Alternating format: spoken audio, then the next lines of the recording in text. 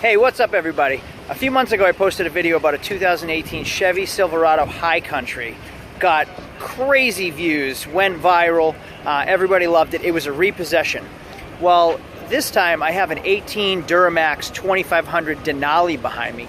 1,900 miles running through the auction today. I have no idea why it's here because it's not a repo. It's not in the repo lane.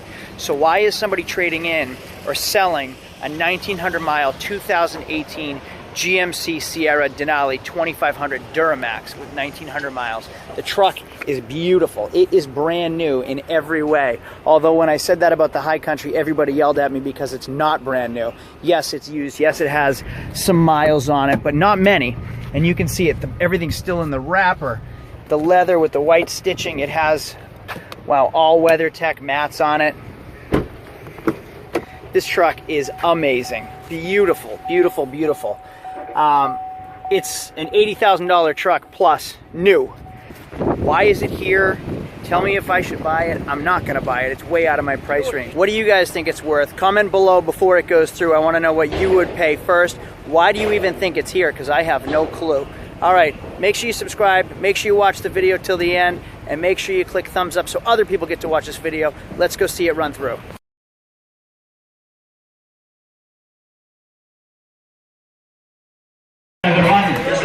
Starting bid, real money, $57,000. $57,200.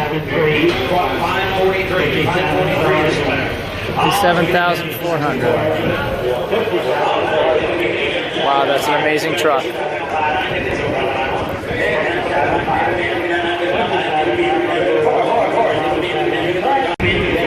$57,500. Wouldn't sell it. All right, so we saw the truck run through. $57,500 was the high bid. It was an if bid, meaning it didn't meet their reserve price or how much the seller wanted to sell it for. So they take their number and they can call them back with a counter or have 2 hours to actually think about selling it to them. And the buyer is still bound to it. At $57,500, is it worth it? Because that's what the trade-in says it's worth. It really says you should be paying around $60,000 to $61,000 and selling it for $65,000 plus.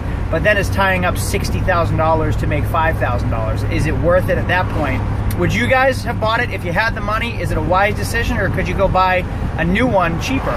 Comment below and tell me, is it better to just go buy a new 2500 Duramax diesel Denali, or do you think that was worth the savings? It's August 2018 now. The 19s are coming out if they're not out already. Let me know, and guys, don't forget to subscribe. I always appreciate the support. I'll see you on the next video.